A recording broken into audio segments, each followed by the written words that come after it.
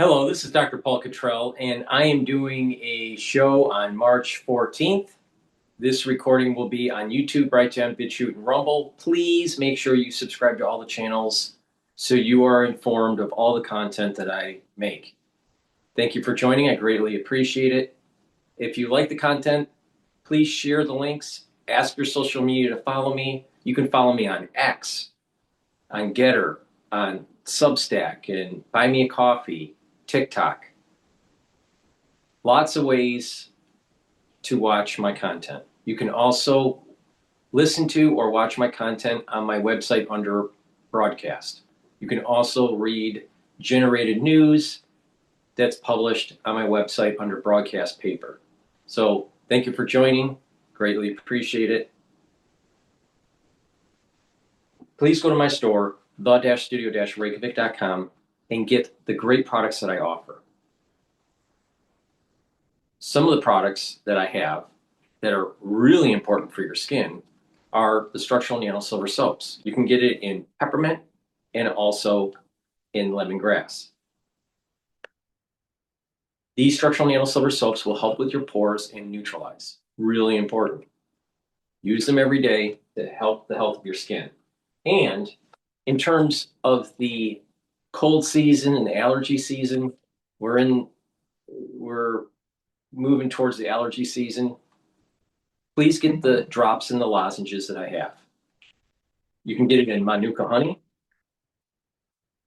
in orange splash, vitamin C, and the drops you can get in blueberry, cherry flavor, and also in honey and lemon. Have a few bags to your household. Have some at work. You never know when you need it. But the moment you have that throat irritation, take them right away. It will help to neutralize and mitigate the problem. You want to do that right away before you start getting an infection. So please go to my store, the-studio-reykjavik.com. Get the lozenges and the drops. Be prepared. You never know when you need them. Make sure you use discount 5 and you get $5 off any order on my store, the-studio-reykjavik.com. All right, with that, I want to start talking about the breaking news that happened last night. Kharg Island was hit by the United States. Trump mentioned that all the military targets were hit. The oil reserves on the island, this is in the northern part of the Persian Gulf. This island is owned by Iran. It is a major oil port.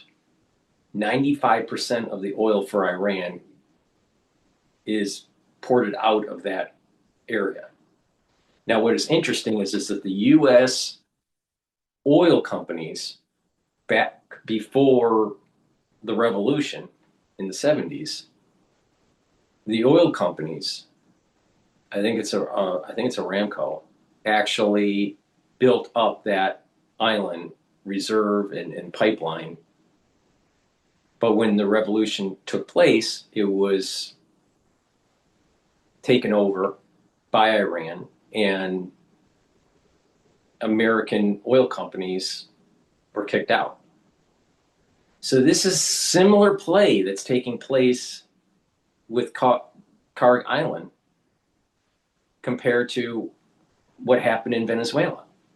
Venezuela had their oil industry built up by American companies, and then a revolution happened. It was taken over, and the American companies were kicked out. In Venezuela, it was socialism. In Iran, it was this theocratic Islam regime that took it over. All right.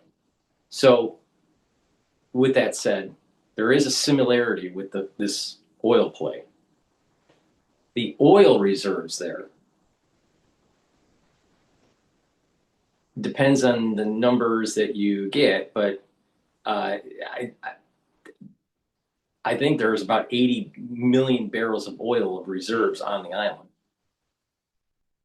80 million, 80 million, I think it's 80 million barrels of reserve, maybe 100 million. I think the throughput for that region recently has been about 1.5 million barrels a day.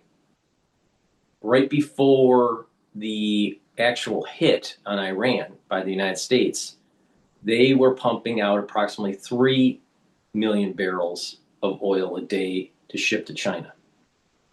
All right.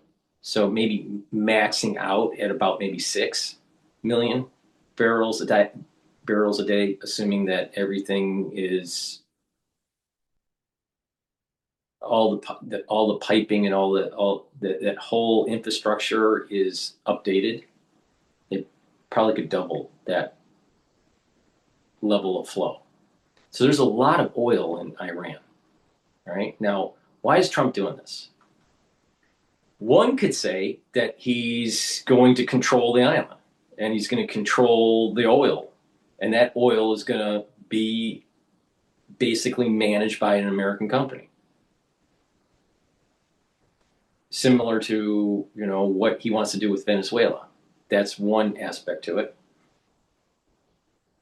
Another is it's a 100% chokehold. So tankers are flowing through the strait, but it's only Iranian tankers. And it's not that many, but some energy is flowing to China.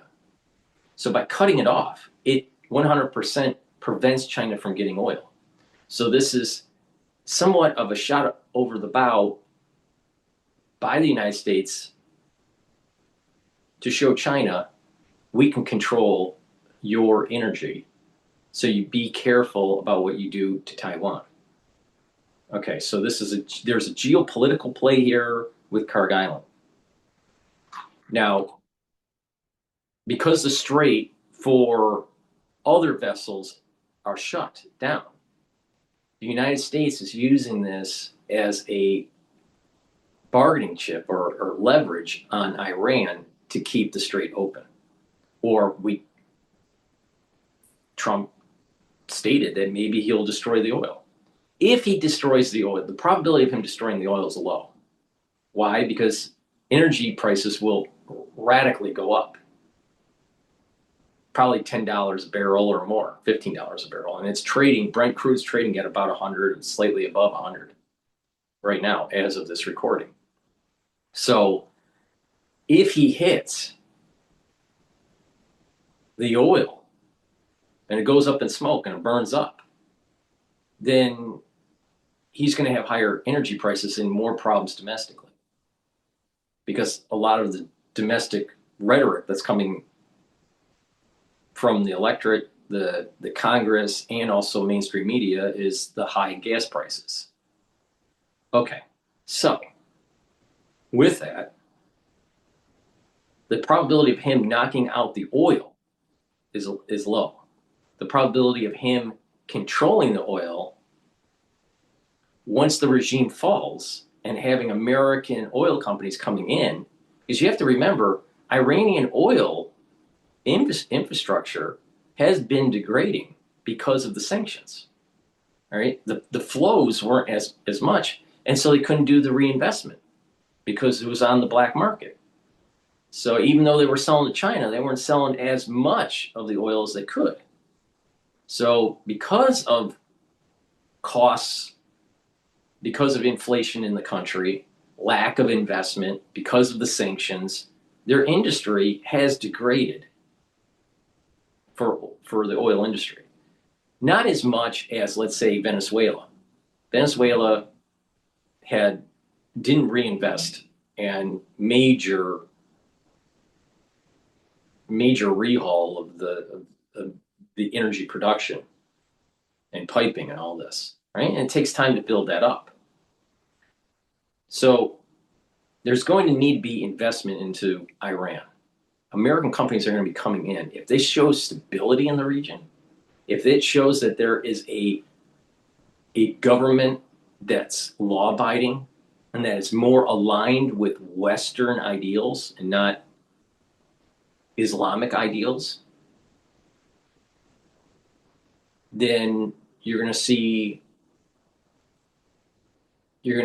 American oil companies coming in and taking advantage of that situation.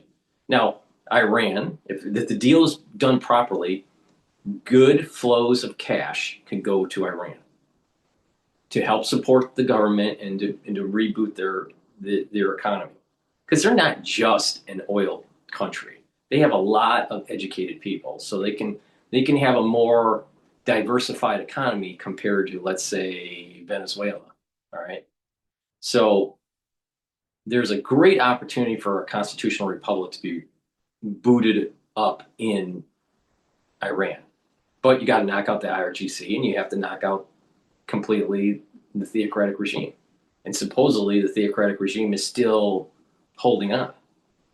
Now, the IRGC has dug in, so the United States is going to have to hit them harder and potentially have troops on the ground. Now, at the same time, last night, it was telegraphed that there was 2 news streams that were coming in. One said 2,500 Marines and the USS Tripoli, and then there's another news stream that stated from Fox that it was going to be 5,000 Marines and 3 different Navy vessels, and one of those Navy vessels was the USS Tripoli. So I'm not sure what the real story is. Is it 1 ship with 2,500 Marines or 3 ships with 5,000 Marines? I suspect that if it's the 5,000 Marine option, that the Marines are going to take control of Kharg Island and control the strait and go in and hit the beach, hit the shoreline of Iran and control it, and then monitor the coastline for any potential of these. They have these small boats. The Iranians have these small boats where they can attack ships, and they are on jet skis. So the Marines can almost manage that region. That's what I think is happening here. All right, I could be wrong, but it takes approximately 14 days to go from Japan to the region.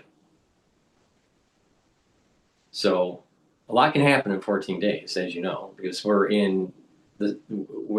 going into the 3rd week of this war. Now, another key point that's really important to pay attention to is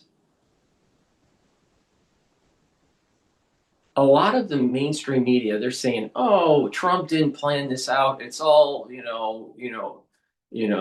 shoot from the hip, and there was no strategy." There's been a long-term plan to do this. And let me give you the reason why, where the data points are. Trump kept on saying that Iran couldn't have nuclear weapons.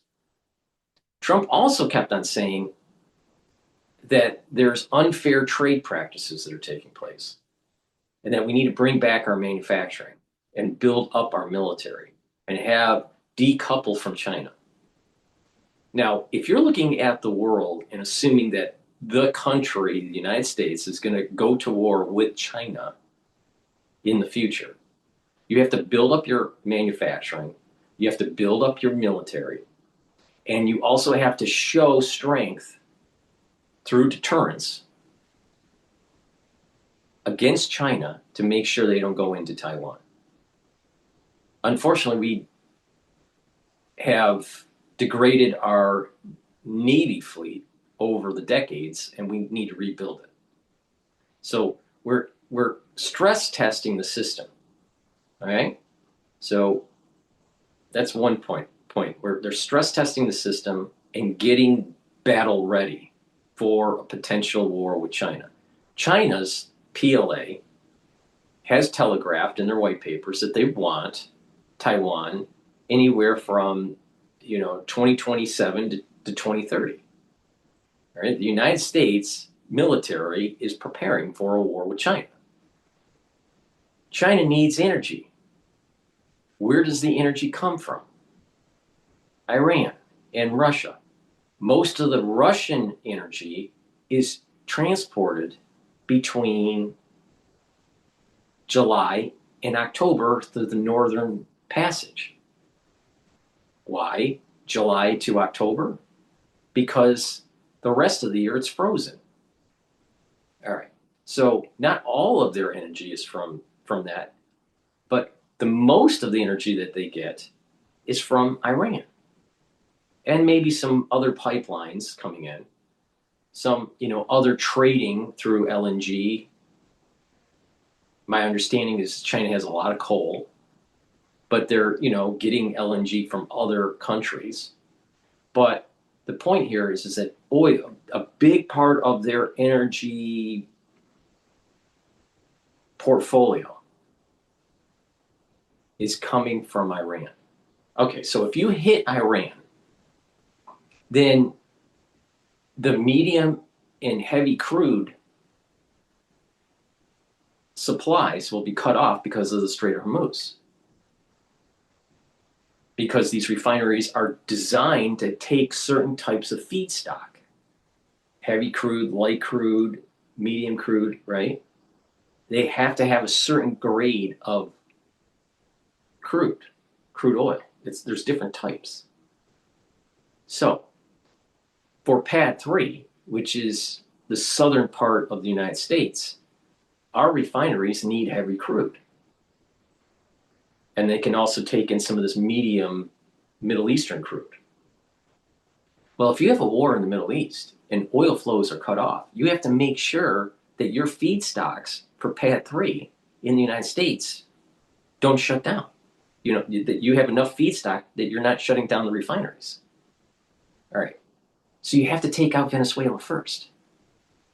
And I've been saying Venezuela is the first piece of the war with China. The second piece is Iran. And so when people keep on saying, oh, there was no plan for this, and no, there's a grand strategy here. There's and the mainstream media is not smart enough to see this.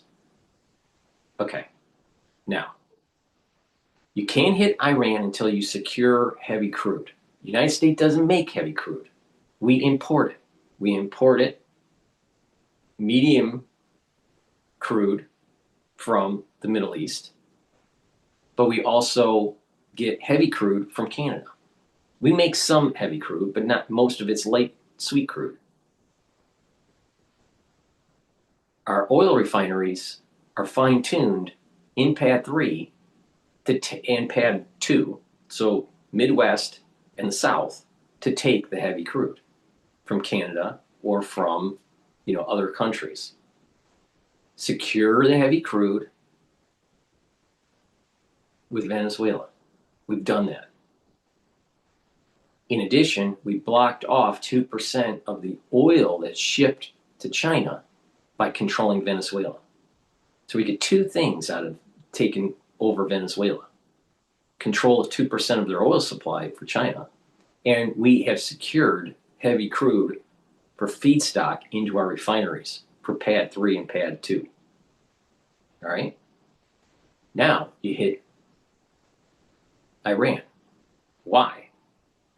Destroy the regime, knock out their military, stop their funding of the proxy wars that have been going on for decades, get back control of the oil, create more peace in the region, but also be aligned with a country that we can deal with, that if we have a war with China, we can cut off their oil. We can cut off the oil supply to China.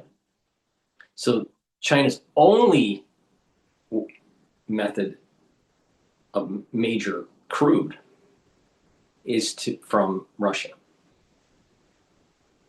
Now the question is, will we align with Russia before we hit China? Somehow, maybe make a deal with Putin, or maybe destroy Putin's regime? Who knows? There are a lot of hawks in, the Council of Foreign Relations, the CFR, that want to knock out Russia. So that's one strategy to do that, or to make a deal with Putin and have him align more with the West and have a two-front war with China. That would probably be a better option. But don't think that Venezuela and Iran are separate. They're part of a grand strategy. In addition, it's not about Venezuela and Iran. Tactically, it is. But strategically, it's about getting control of China. So let's go back into the details of Kharg Island.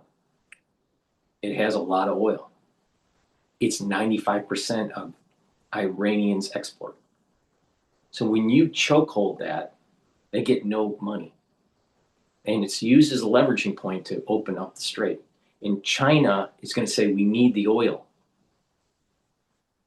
All right? And they're going to put pressure on Iran to make a deal. But the IRGC is probably going to be dug in because they know it's an existential threat. And the United States is going to have to knock out the IRGC. And when that happens, then we're going to have to reboot their economy. I think that it should be energy revenues helped by the IMF and the World Bank to stabilize their currency and stabilize their economy.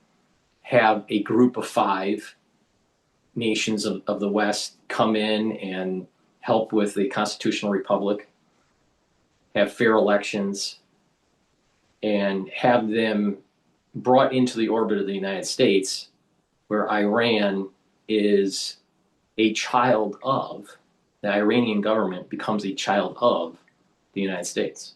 We give birth to a new constitutional republic. Now, that's what I think should happen. Now, what happens could be totally different.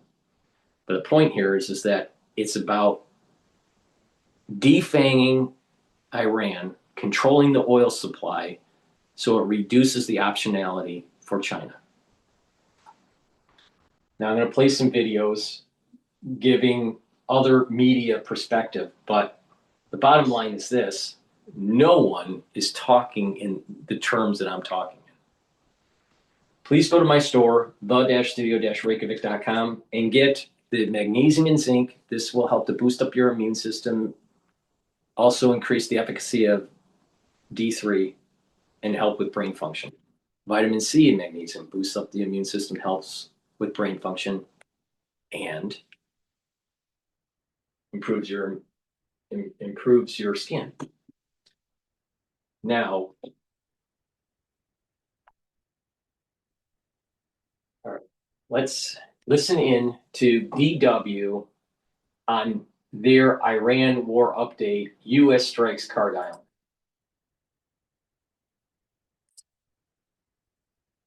Mission, or simply take pride in maintaining your own cars. Harbor Freight offers quality auto tools to meet your every need at prices that can't be beat. Harbor Freight, your automotive debt.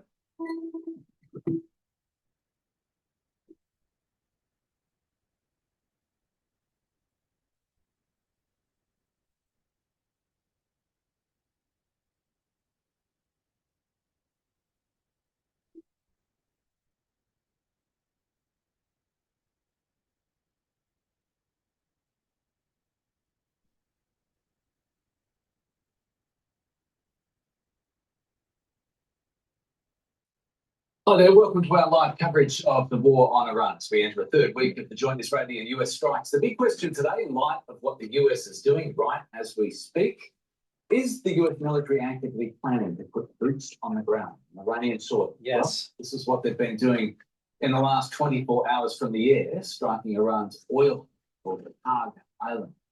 Donald Trump has claimed that the island's military targets were obliterated, that its oil infrastructure has been left alone for now. In the Berlin studios, hi, I'm Anthony Howard. Hi everyone, I'm Jared Reed. Before we go to our military expert, I'm going to show you exactly where this Kharg Island is, and we can bring up Google Maps. Now, it sits in the Persian Gulf, north of the Strait of Hormuz, which you can see down here. So it's about 25 kilometers from the Iranian mainland. It's quite a small island, just around 20 square kilometers in size. I'm going to zoom in a little bit on that. For some context, it's about Manhattan, the island of Manhattan is about 3 times as large as Kharg Island. Despite this tiny size, it's the main terminal for Iran's oil exports, so hugely important to Iran's economy, and it's the oil reaches the island through pipelines from the oil fields on the mainland and refineries on this island. So we can see some of them here. They process 90% of Iranian crude oil exports, most of it bound for China. Right. So the US media is widely reporting that the US is sending amphibious troops into the Gulf region at the same time this is happening. So with that, we bring in our first guest for the day. Marina Miron is our military expert. We talk to Marina a lot on DW since Russia's invasion because there's been a lot to talk about, Marina, and especially in the last 2 weeks now, of course, with Iran. I wonder, have you been following the US media reports that I mentioned about these amphibious forces headed for the region and the overnight strikes? Your first thoughts, if you could. Good afternoon. Yes, of course, I've been following the news and the announcements made by both sides, the United States and Israel on one hand. And now she's a geopolitical expert, especially in the Middle East. She was asked to talk many times on mainstream media about what was going on with the Israeli war in Gaza and their fight in Lebanon against Hezbollah. All right. So she knows her subject matter. She's a Ph.D. All right. But let's see what she has to say, because I have a feeling that she doesn't go into the grand strategy that I mentioned at the very beginning of this show. All right. But we'll see. I haven't seen this video at all. You're going to get my knee-jerk reaction, but I am sick and tired of all these experts not getting it right. But maybe she will. Maybe I'll give her the benefit of the doubt. But I doubt. I have a very strong suspicion that a lot of these experts are going to get it wrong. They got it wrong during COVID. They got the damn thing wrong during the tariffs. The experts, the economists out there got the tariff issue totally wrong. The money managers out there during the tariff issue, they said to not go into U.S. equities or U.S. bonds and to move your money overseas into emerging markets or into Europe or Asia. That didn't turn out very well. Everyone's going back to the United States. The dollar's going up. Now, because of inflation, because of the high energy prices, there's a tick up in the yield of the 10-year. Equities are going down, but this is a time to buy. You never bet against the United States, ever, okay? And it's not just Dr. Paul Cottrell saying it. J.P. Morgan in the late 1800s and early 1900s stated that. Never bet against the United States, because she will always surprise you. Now, let's see. But I'm going to dissect this really, really deep here. All right? And this is her domain. This is her educational domain.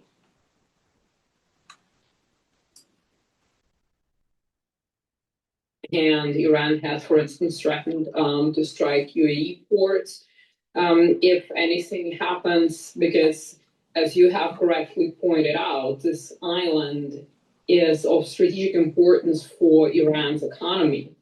And any damage to its terminals, to its infrastructure, not military infrastructure, obviously, would set back Iran decades, because the Iranian economy could effectively collapse.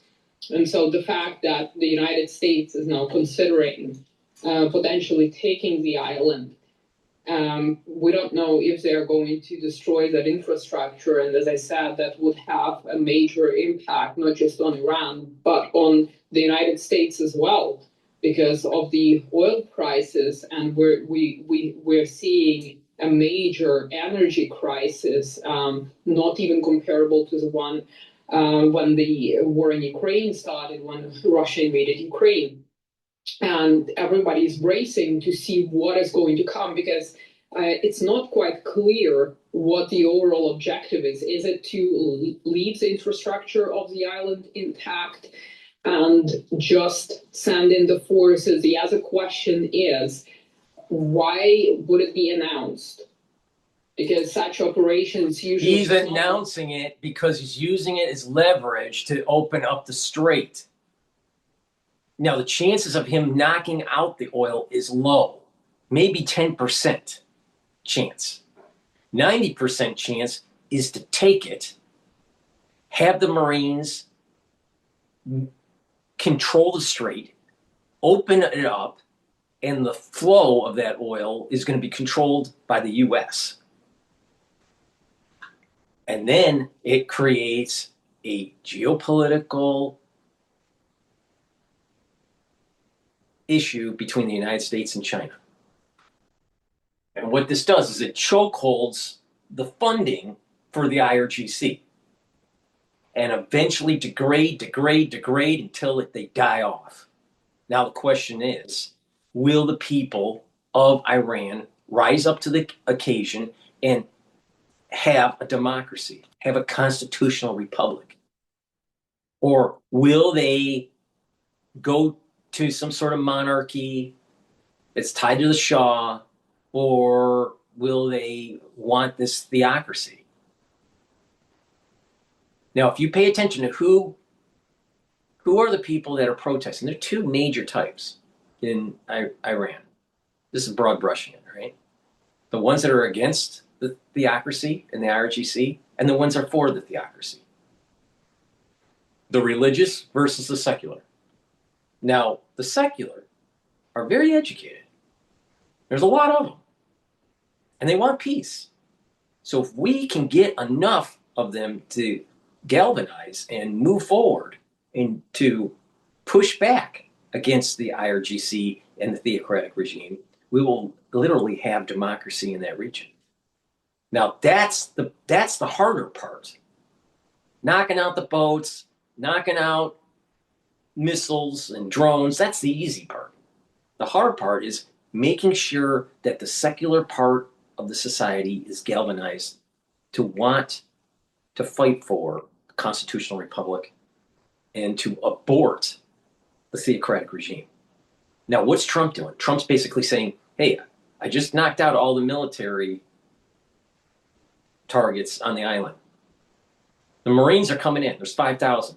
They probably will they'll be bifurcated into 2,500 to take the island and 2,500 to hit the shores and control the strait. And when that happens, the United States is in complete control of the oil. 100 million barrels of oil on the island for the reserve.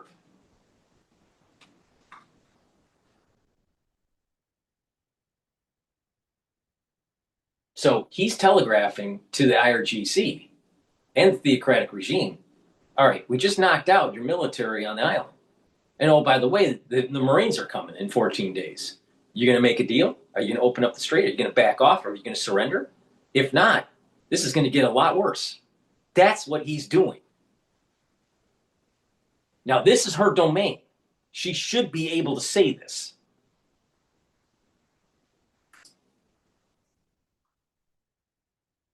Trump is sending in the forces today, and tomorrow or tonight they will be landing on the island.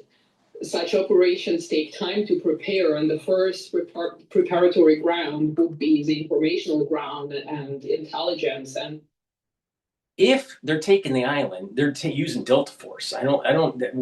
Where's the Marines then? So that doesn't make much sense. I don't know. I haven't heard anything about them boots on the ground on the island in the near term, meaning like the next 24 to 72 hours. I haven't heard anything on that. All I heard was Marines coming in. It'll take 7 to 14 days. and they were traveling on a boat. Now it could be that they're flying in and they're just telegraphing the boats are coming, but it's really they're flying in. Who knows? It's probably smart to have them flying in, but if they take the island, they're using local Marines in the area, or Delta Force to come in, maybe Navy SEALs, some sort of special operations to control the island. That would be interesting if it happens in 24 hours. I'm thinking that they would take the island, boots on the ground within the 14-day mark.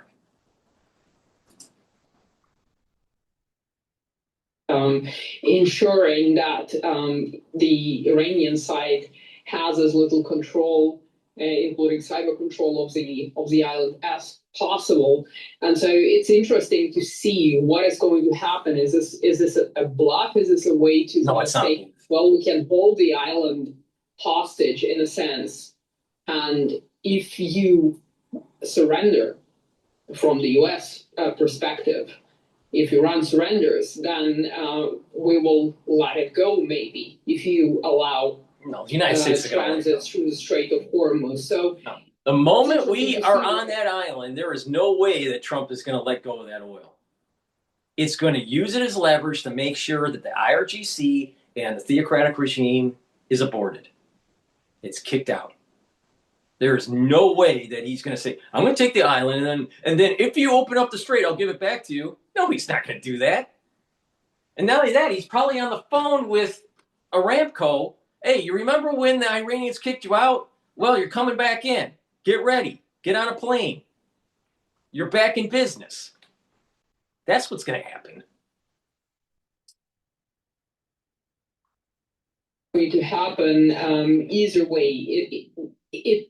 Even the news of this are already affecting the prices, and there are a lot of skeptics, including in the U.S. administration, saying it's time to pull out of this because it's not going to lead to anything good. And the deeper you get into this war, the worse it's going to get. Because for the Trump administration, of course, it's important to look at the domestic politics as well, and at the upcoming midterm elections. Before Anthony, Just you, building your app on base 44. Describe it. And it's real. One thought leads to more thoughts. Layer by layer, taking shape. When you need your tools, bring them in. It's just slick. Okay, take it up a notch. Create something. Before Anthony asks you another question, I just want to invite our audience also to please get involved and send us in your comments and questions. Today, we'll be able to put those to Marina and ask her on your behalf anything you'd like to know. And I want to jump back into what you were alluding to there, Marina. It comes to the timing of this, which is fascinating. If it does take American forces a week to get in position, how much more difficult does it get the longer they wait? You ask yourself the question, why now? The more time Iran has to get ready in these positions, or on the coast, or nearby, or in the strait, generally speaking, to potentially mine waters or booty traps. He needs to telegraph to the IRGC and to theocratic regime that he means business, and he's going to take away their prized possession, the reserves, and 95% of their oil export. He's also telegraphing to the world that it's getting close to opening up the straits, and not to bid up the oil too much, because when it opens, oil is going to fall a lot. Now, if you pay attention to me, you can make a little bit money tactically with oil going up, but you'll make a lot of money when oil goes down. So why don't you make sure that you subscribe to all my channels and watch, listen, Pay attention each of these days. I'm telling you how to make money on what's going on here. Do you want to be a victim? Do you want to complain about the oil price? You'll make more money if you pay attention to me. You'll make more money doing what I'm doing. And you won't have to worry about your higher costs of living because of this crisis. Because you'll make way more money. So stop whining, get in on the battlefield, and fucking participate.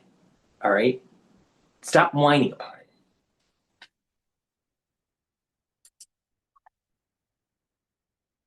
Whatever that may be, how much more difficult does it get the longer the US waits to undertake such a major operation like this?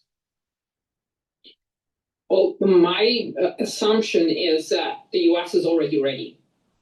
Right. That it could happen anytime now because, as I said, it takes time to prepare, and you don't announce an operation in the last moment. Maybe it's a way to give Iran a chance, or to the new Ayatollah a chance to say, okay, we don't want our strategic asset to be touched. We want the infrastructure to be left intact, and therefore to force Iran's hand on opening the Strait of Hormuz, and not to give Iran the possibility to prepare, because that would make no sense. That would be, even if Iran doesn't have the military capacity, Iranian Revolutionary Guard Corps still could do enough damage. I mean, they don't need any sophisticated weaponry. They have drones. They have small boats in large numbers, which could complicate operations. And therefore, I think that the operation is probably maybe even underway now as we speak. That it remains to be seen. It is my assumption. Why this is being... With what she's saying here, that is some good information. You knock out the targets through the Air Force, maybe even the Navy. You destroy the military targets, and then you have special forces come in to take control of the island. But special forces aren't designed to do it forever, and you need a more robust military force to hold the island. And that's probably why the Marines are coming in.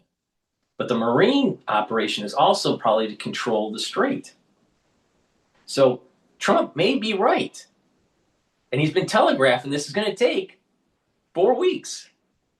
At the end of the month, we may actually have the strait open. If this all works out, oil is going to crash by the end of the month.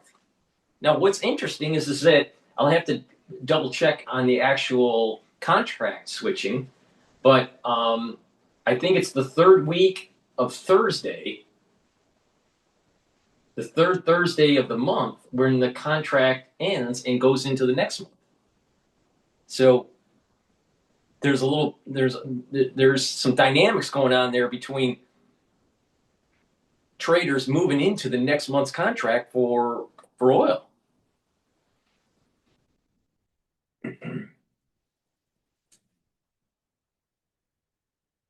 I think special operations are going to be on the island to hold it.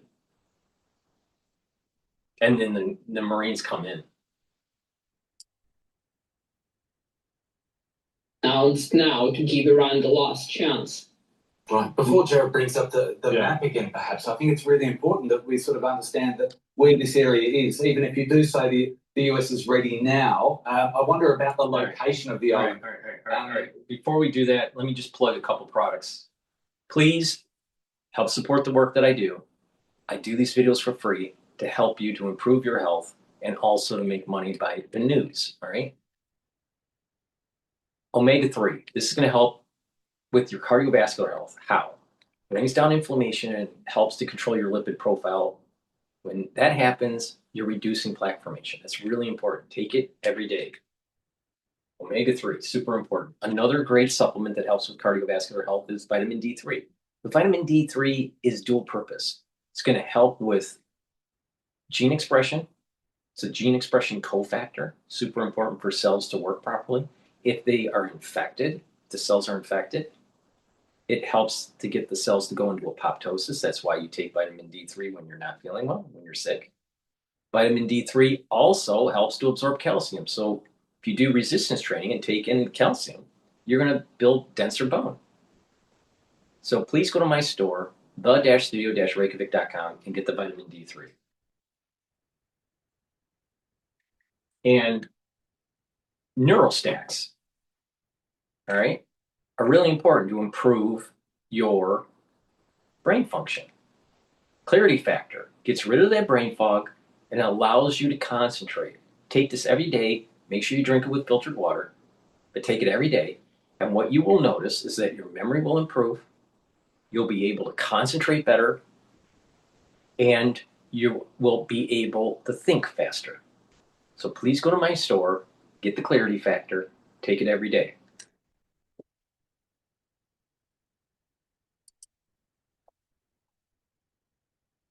The USA is trying to draft a plan to get in there or do whatever it is that they're going to do. How much more difficult does it make it that Kharg Island is so deep up in the Gulf in terms that they have to plan for things to go right, but if it goes wrong, to get any troops back out again? We're flying over Iraq. Hello, guy. We're not just going deep into the Persian Gulf. It's not just Navy.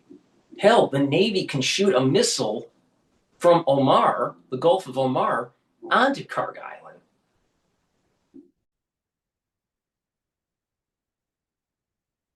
So it's not just focusing on where the island is way north within the Persian Gulf. But you got to realize that our Navy can shoot missiles from the Gulf of Oman into the Persian Gulf. Plus, we could fly over Iraq and hit. So there's many vectors that we can use to actually go in and attack the island. But if you're talking about an amphibious unit or airborne, there's a lot of different ways that we could do this. Maybe we can launch from the shore of Iraq or Kuwait or Saudi Arabia. Or we go through the strait with the Navy up through the Persian Gulf, which is a little bit more risky. And that might be the reason why they need the Navy to take, you know, the Marines and the Navy to come in and slowly unclog that region. Airborne. They can drop there, have special forces come in, control the island to reduce the potentiality of a larger force coming in and getting hit.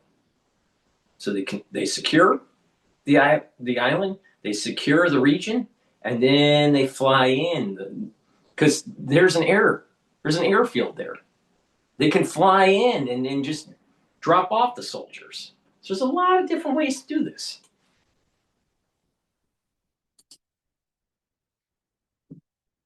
Much more difficult is it given the location of the island so deep up into the Gulf? And we can bring up the map as well, just to give our audience, just to give all of you a little bit more context.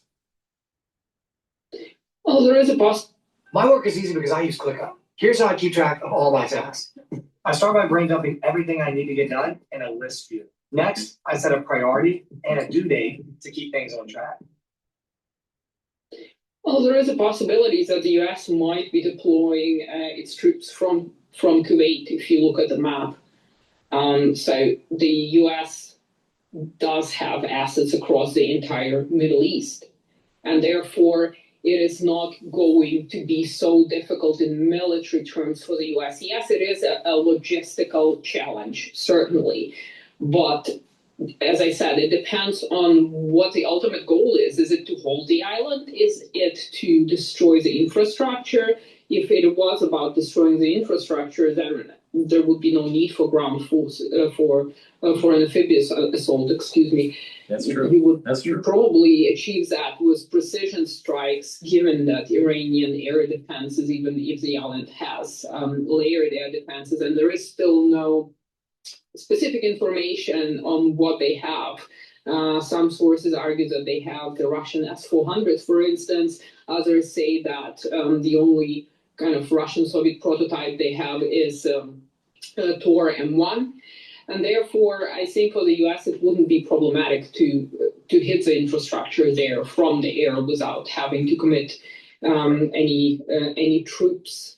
So depending on what the US is seeking to achieve there, and maybe they're not preparing to have Marines land on the island. As I said, it's all about, the fog of war and the deception.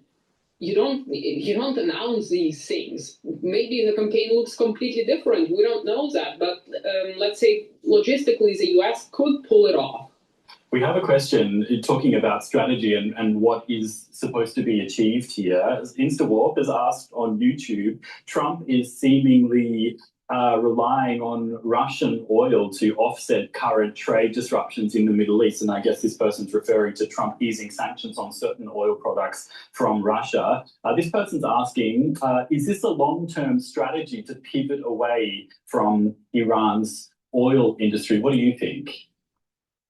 They would like, thank you for asking, I greatly appreciate it. They would like for them, China would like to be able to diversify their oil suppliers.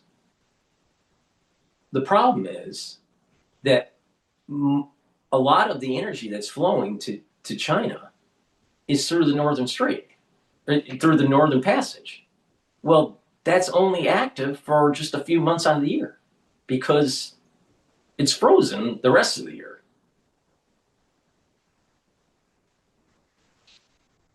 But majority of the oil that China gets is from Iran. So they're gonna, they can't, they're not gonna be able to switch to Russian oil because of availability to supplant the actual Iranian supply. It's just not possible.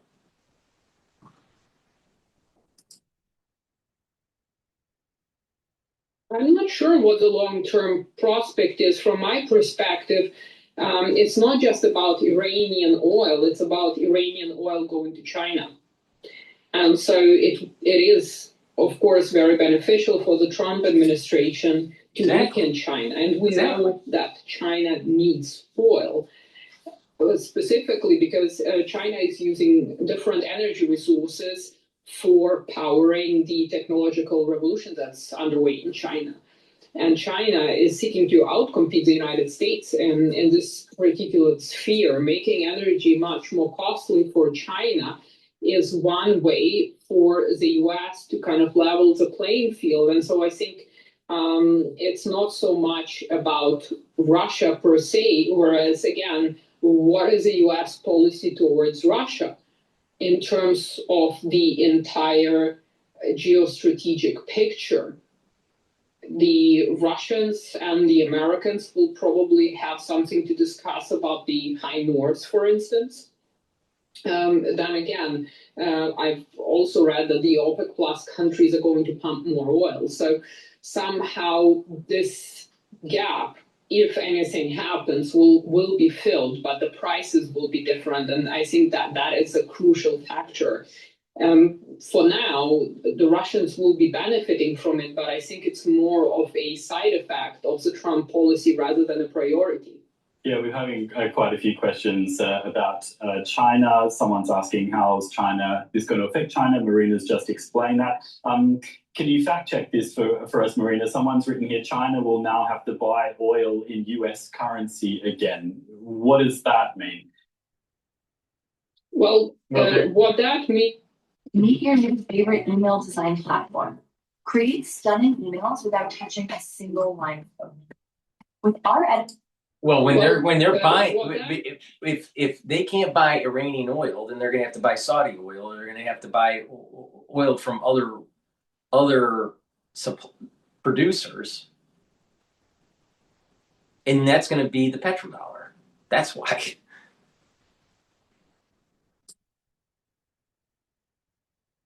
Means essentially is the maybe the greater aim, if you look at all the operations, including Venezuela, is to keep the US dollar in the game. Exactly.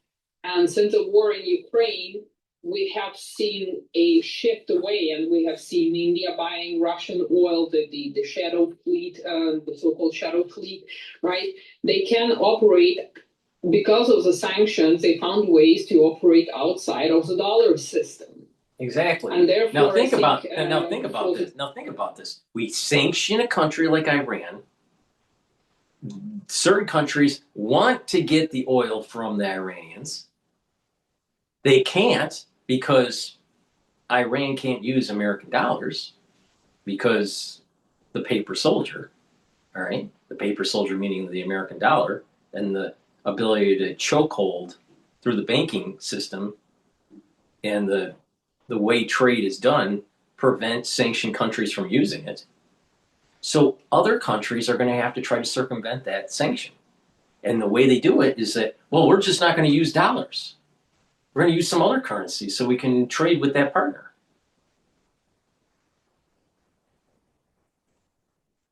So when people kept on saying, oh, the dollar's weakening, go away from the dollar, get the BRICS. You know, what it was is a means to circumvent the actual sanctions that the United States had on Iran.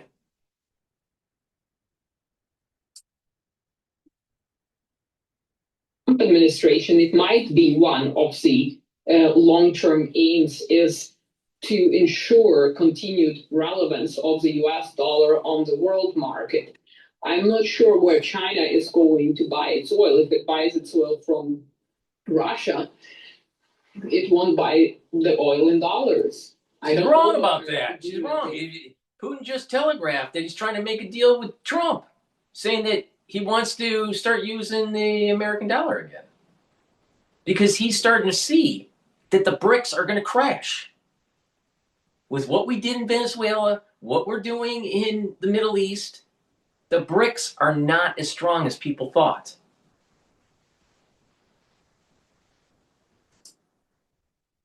She's wrong on that. They're going to reach. It might as well offer something in exchange in terms of technology. We know that a lot of technologies that the Russians use for their unmanned systems are coming from China.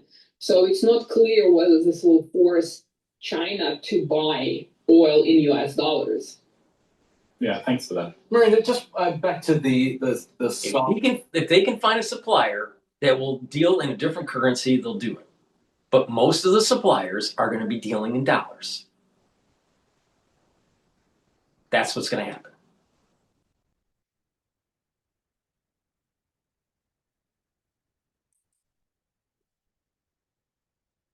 and the type of forces that the US are now sending in. Can you sketch us out a picture? I guess we got familiar with, to some degree, with the US style of operation that they used in Venezuela.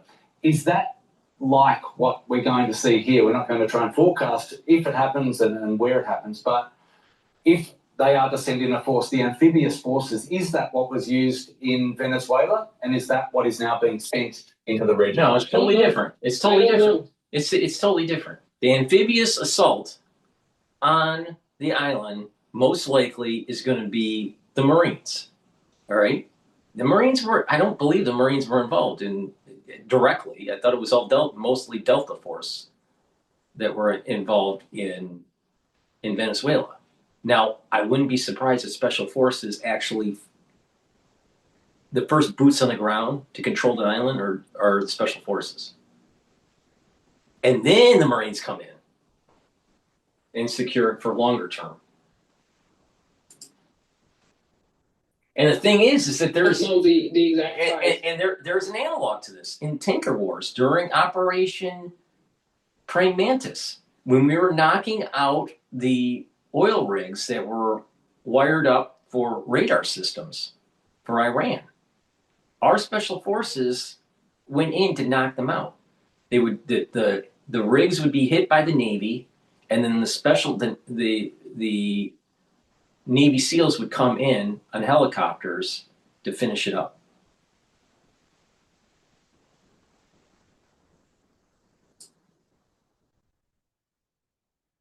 I have not check the exact size, and I don't think that even what appears in the media will be the correct reflection for the reasons that of operational security, obviously. Therefore, it's difficult for me to draw a comparison, and it's very different because we're comparing apples with pears here. In Venezuela, the mission was completely different. But what I can say for sure is that before that force in Venezuela was sent in, a lot of background work has been done by the intelligence agencies on the ground in Venezuela as well to ensure the success of such operation.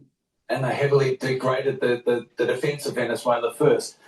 We know that Iran's defenses are degraded, but are they still way more capable than anything the US faced in Venezuela? Can Iran still put up a big fight on the island of Kharg? It's a very... On the PGA Tour, I trust only one caddy. On my lawn, I trust only one pro. It's me, right? Yeah. It's a very good question because we have seen that Iran is very different.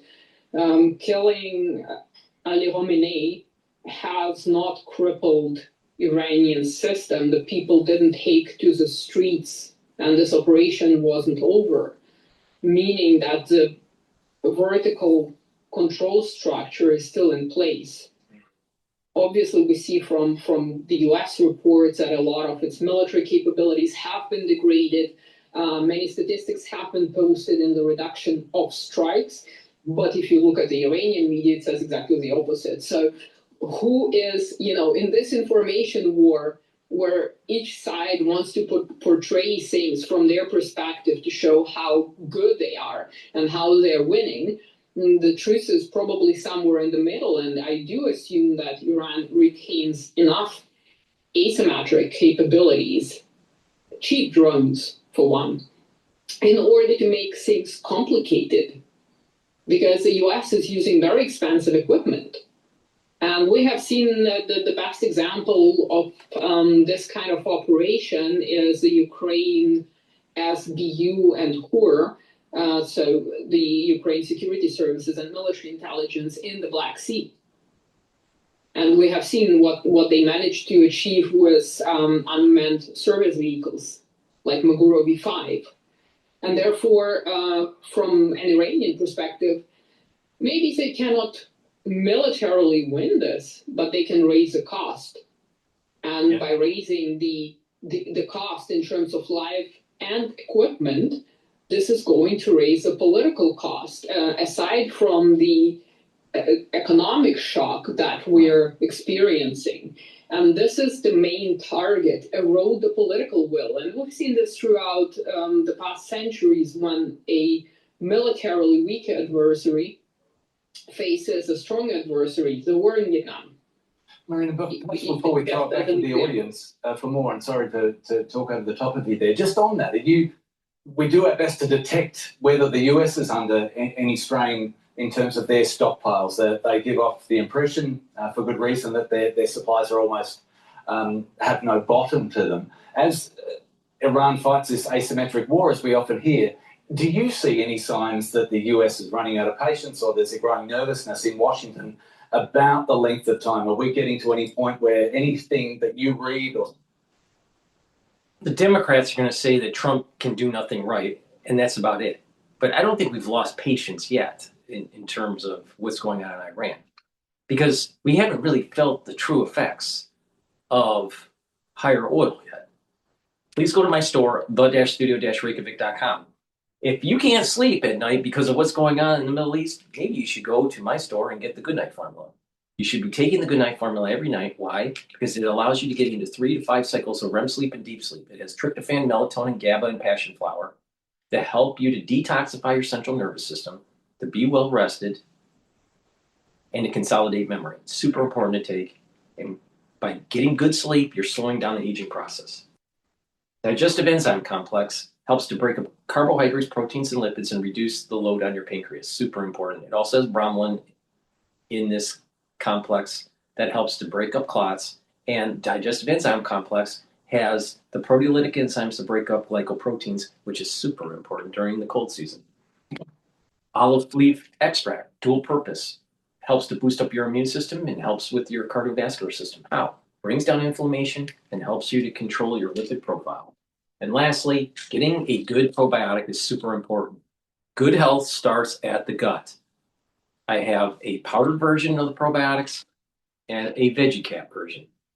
Please go to my store, get either version, take it every day, and with taking a good probiotic, you're going to improve your nutrient absorption, your metabolism will improve, your brain function will improve, your skin will improve, and your immune system will improve. You'll bring down inflammation at the gut level. Super important. So please go to my store and get the probiotics. Let's continue. In Washington is starting to reflect any sort of tension, any sort of nervousness about the length of time that these assets are being deployed in such high numbers. Of course, there are tensions within the Trump administration, and one of Trump's advisors suggested to declare victory and get out. Right. Just yesterday or this morning, Ep40 reported on this. And so there is a concern that the US is using up a lot of ammunition, a lot of tomahawks that will be very expensive to produce, by the way, and take a lot of time. So let's say if something else happens in the world, the US might not have enough capability. And we have to look at the entire global picture. The Venezuela theater is still a little bit shady. We're hearing that there is a potential that Cuba will be next. We know the US is also active in Ecuador. And of course, we have the Middle East, we have Ukraine, could be Taiwan could be next, right? And so is this going to be a capability overstretch for the United States? And of course, if we think about the fact that the oil prices have risen, everything else will rise as well. Therefore, for the United States, there is a lot of nervousness because the Trump administration promised to lower the cost of living, but this is exactly the opposite of what is happening.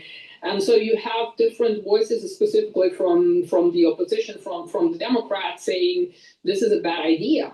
This is costing a lot of money. This is not helping us at all, and it's quite politically damaging. So that's probably why we don't hear a very clear political aim articulated by the Trump administration, because they want to have enough room for maneuver in order to say, we won.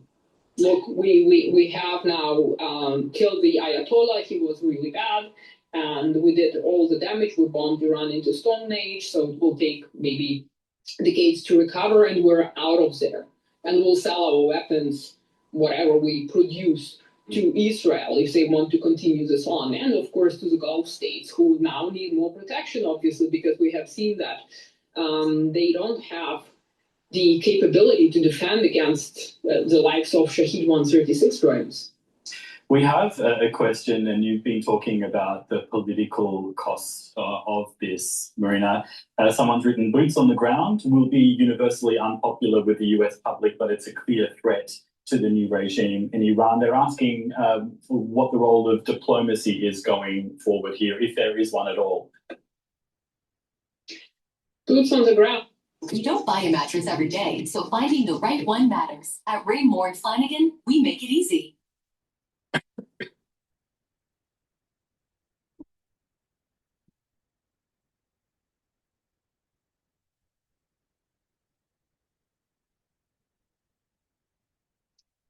Boots on the ground. Well, boots on the ground where, right?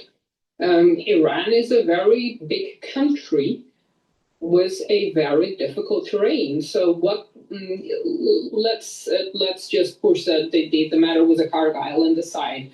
If the US wants to deploy boots on the ground in Iran proper, what would the objective be? Because we have seen that in Iraq.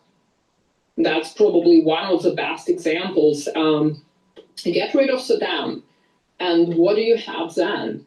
You have a power vacuum, and different factions fighting for power, and whereas the US troops thought, well, our mission was successful militarily, it was successful. However, there was no clear. Wait, there was a huge difference between Iraq and Iran.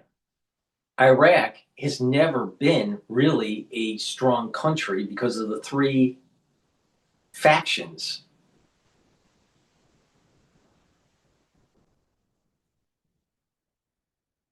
So when you take out the big dog, then the factions will start to fight again.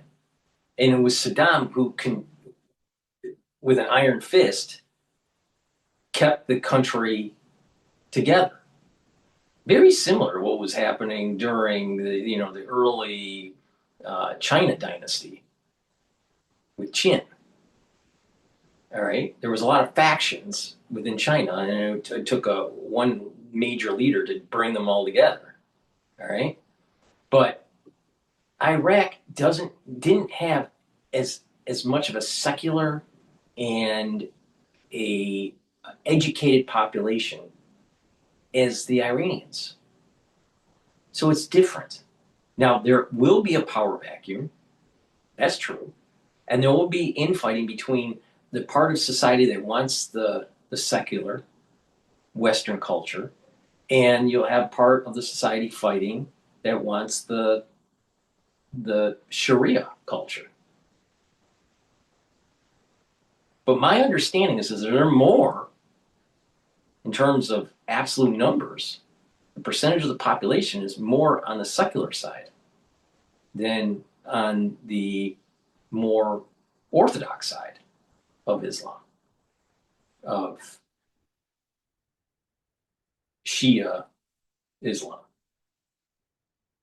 So that's different than Iraq.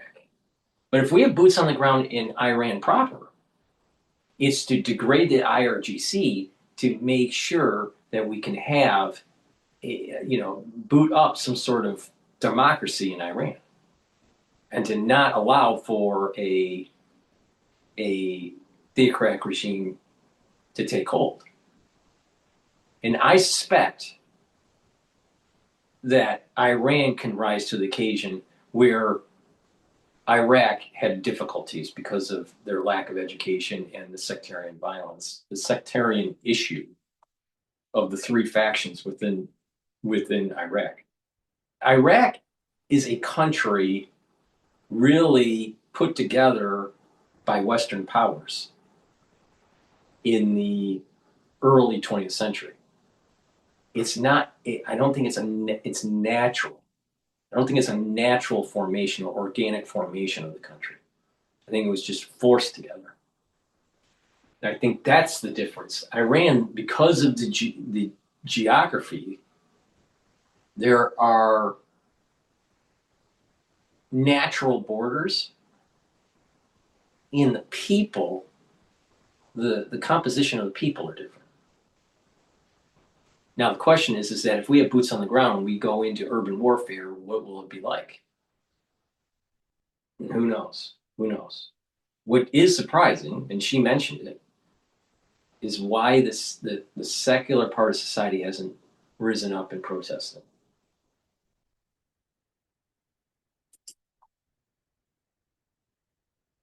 Objective for what will happen after Saddam is gone. These people are not going to sort it out, and Iran is very fragmented in that way.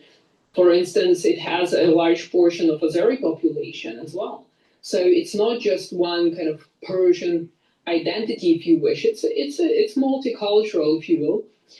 They have Balukis, for instance, who also want their independence, and that's where Iran has been cooperating with Pakistan, because Pakistan has Balukis as well. They have the Kurds. And so what would the troops on the ground, what would their mission be? Because you cannot achieve something militarily if you don't have a clear political end state. And I don't see that at the moment. Inciting an uprising using the Kurds, will it work? We don't know. Will the Kurds be on board after their entire experience with Western forces? We also don't know. We remember Syria, and the Syrian Defense Force was also comprised of Kurds, of Syrian Kurds. In terms of what was the second part of the question? It was whether diplomacy has any role at the moment or not at all. No, none. Diplomacy requires trust, or at least a degree of trust, and a credible mediator or mediators from both sides. And I think from Iranian perspective, after the 12-day war and after the recent negotiations in Switzerland, Iranians don't have any trust in the international system and towards the US, not at all, because Iran doesn't want to negotiate anymore, because from the Iranian perspective, they understand if they get to some sort of a ceasefire now, it's going to be only temporary before Iran will be attacked again. And so that's Iranian perspective. So they say, okay, great, we are going to fight a long war. We are going to go after eroding the political will, using maybe the proxy networks across the Middle East. There are also other proxy networks, by the way, in Latin America, also with ties to Iran, the Revolutionary Guard Corps. And of course, we don't know, it's all, as I said, very foggy, what role countries like North Korea, China, and Russia are playing, aside from what has been stated when it comes to sharing satellite intelligence and all that kind of stuff, because we know that China has been sending cargo planes to Iran. What they contain, nobody knows. So there is quite a lot going kind of in beneath the muddy water surface, but it's very difficult to say what degree of influence each of them will exert. And certainly for China, it will be interesting to covertly ensure that it keeps its oil supply from Iran. Marina, brilliant as always, in lieu of knowing exactly what the... In having Kharg Island in Trump's pocket, he can use it as a leveraging point against China. So if they're doing things nefarious, then maybe Trump could say, you want some oil, China, or not? Please go to my store, the-studio-reykjavik.com. Get the lignans. This will help with your immune system and your endocrine system, bring down inflammation, soak up free radicals, super important to take, slow down the aging process. And ashwagandha root brings down cortisol levels and blood glucose levels. This will also help with the cardiovascular health and your immune system, help to boost up that immune system. And by bringing down inflammation, you're also helping with brain function. So please go to my store, get the ashwagandha root and the lignans. I also have a great product that helps to relieve pain. Super strong relief, can help with tension headaches. You apply it topically. All right, so if you have a headache, put it on your temples, on your forehead, and on your neck muscles, and it will provide you relief from a headache. It also helps to relieve muscle aches and soreness and joint pain. So please go to my store and get the super strong relief. It's a topical product. You just apply it on your skin and you get relief within 30 seconds, 60 seconds, 90 seconds. It's pretty fast. Please go to my store, the-studio-reykjavik.com. Moves of the US forces might be. It's been great to do some mock strategy with you. Thanks so much for all the detail. Appreciate your time as always. My pleasure. Thank you for having me. Thanks. We can speak to... We have got to the point where literally anybody can build a fully working app without knowing how to code. This is Base 44. This is the first look at the current industry-leading AI app builder, and you wouldn't believe the kind of apps that people... We can speak to Professor Sultan Barakat, professor in the College of Public Policy at Hamad bin Khalifa University in Qatar. Welcome to you, Professor, and I understand you've had some kind of alert in the last hour, so we really are grateful that you have been able to speak with us and make the time for us on this stream. You've been hearing some of what Marina's had to say in the last 15 minutes or so. Is there anything you'd like to weigh in on at this point? Well, just to say, I think in terms of the grand oil strategy that Trump seems to be pursuing, I think he's determined to make sure that There's breaking news as of this recording. Trump urges UK and other nations to send ships to help secure key Strait of Hormuz oil trade route. Please go to my store, the-studio-reykjavik.com. Help support the work that I do. All these videos are for free. Get the structural nano silver toothpaste. This will whiten your teeth, freshen your breath, reduce inflammation, improve the health of your gum line, and neutralize. Super important, especially during the cold season. But this is the best toothpaste that you can get. There's nothing better. Has no fluoride. Please go to my store, the-studio-reykjavik.com. Get a few tubes of this toothpaste for your household.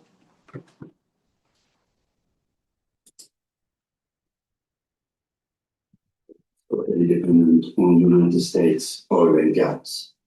And this is, to me, seems central to his whole action over the last few months. He would like the Europeans, because they're closer to the United States, they're more stable economies, they're willing to pay the price he's asking for, and so on.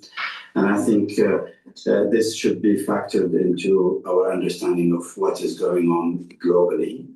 At the same time, he's wanting Europe to move away from the Russian oil and gas. But as you heard, is also opening the possibility for Russia, in order not to be too isolated, is opening the possibility for Russia to export oil elsewhere.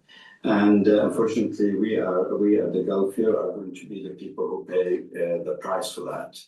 The market is not going to wait for the Gulf states to come back into their exporting capacity.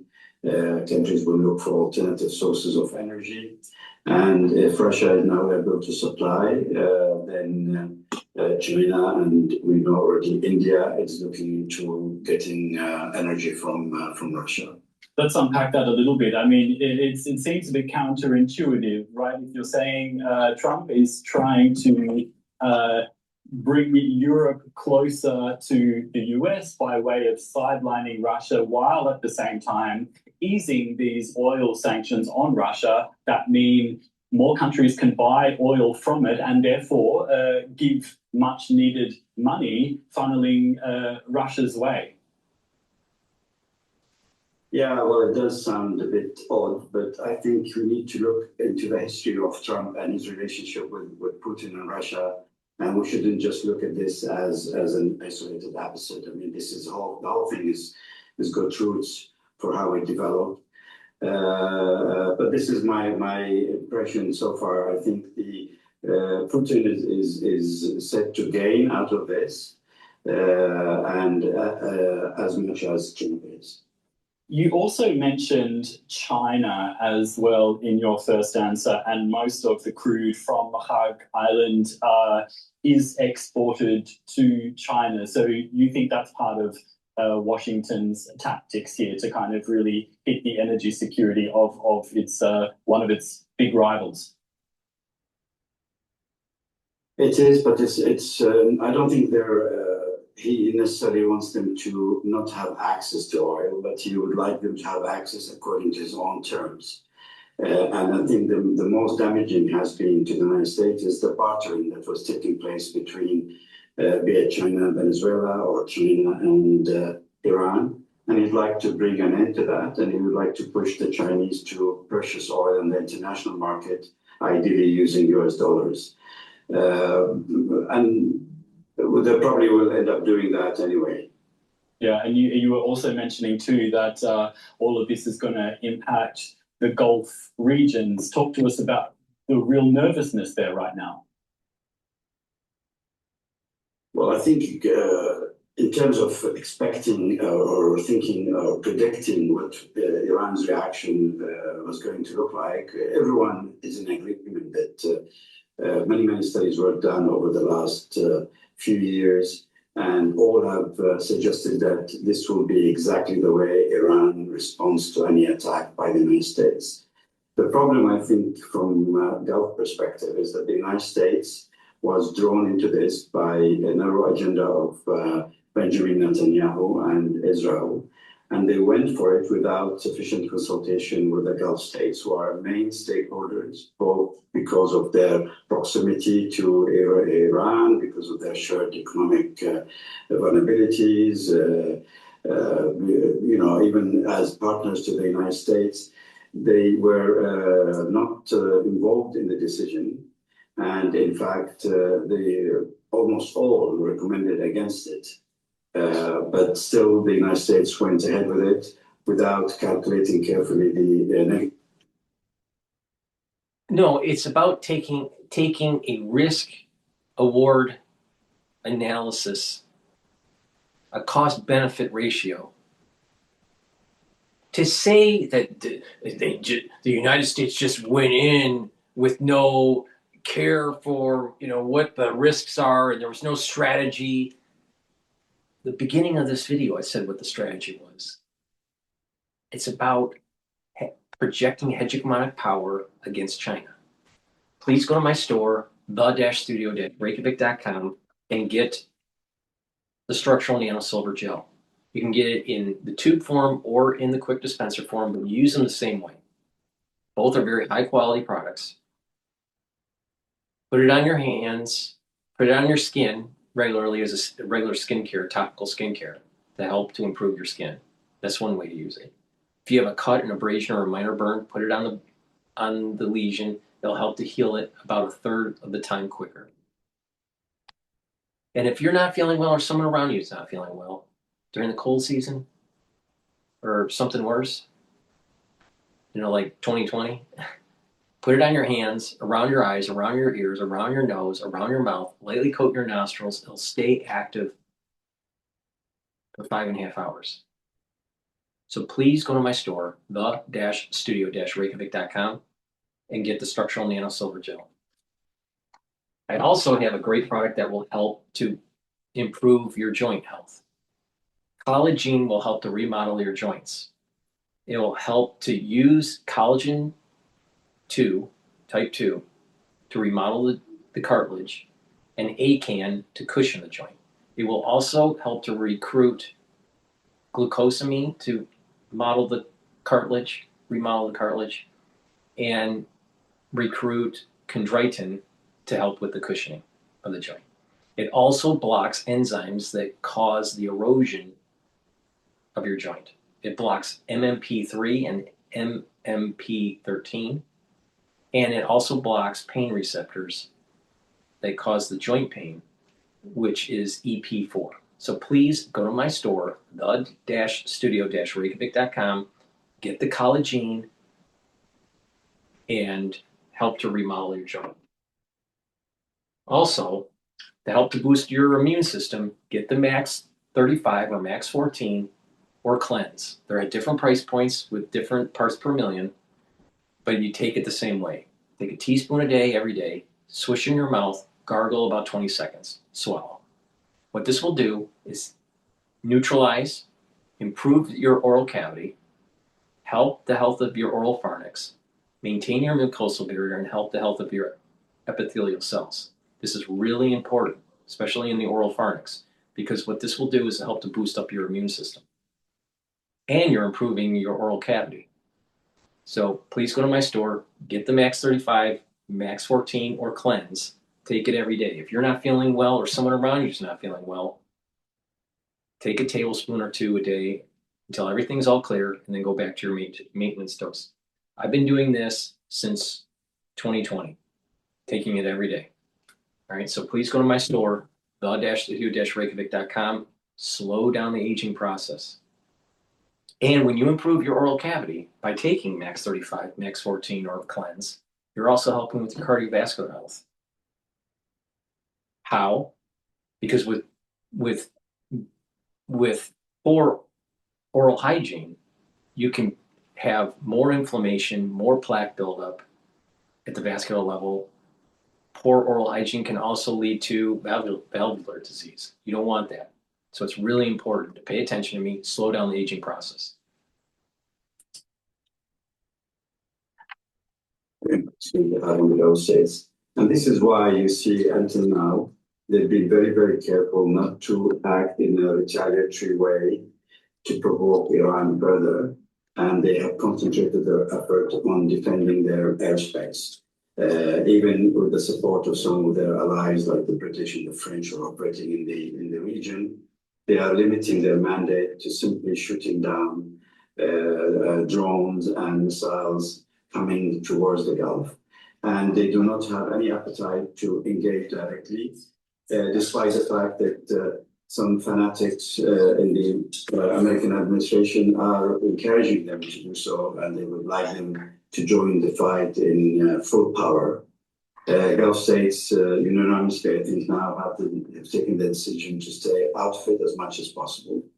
And I must add, I think this is probably the right decision given the fact, the size of Iran and the fact that they will have to live with the consequences for many, many years to come. And we know from experience in the past that the US is willing to cut and run at the first opportunity. We saw this in Iraq, in Afghanistan. Israel also has already diverted some of its attention to its own priorities, engaging in a war with Lebanon and leaving the fight for the Americans to finish that they instigated at the beginning.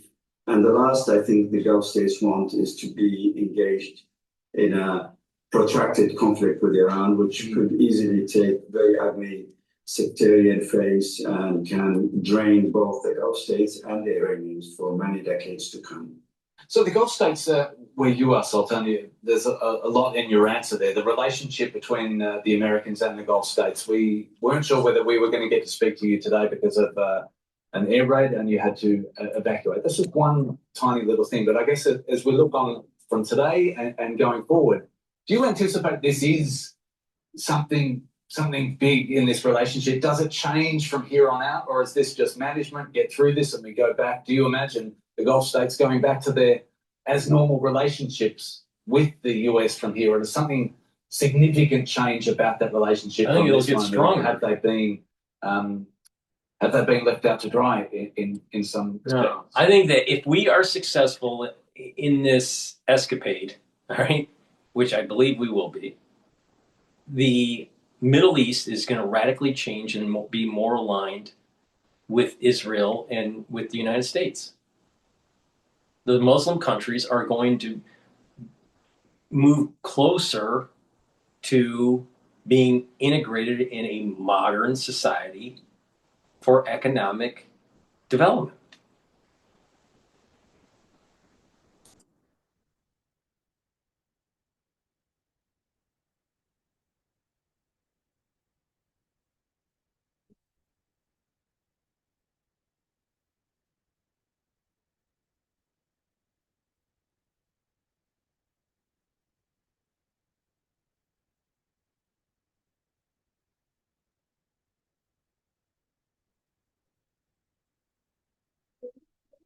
A new crowd, which got to be like the first time you own. Well, as I said, the fact that they were not involved in the decision is a problem and have left a bitter taste, I think, across the Gulf.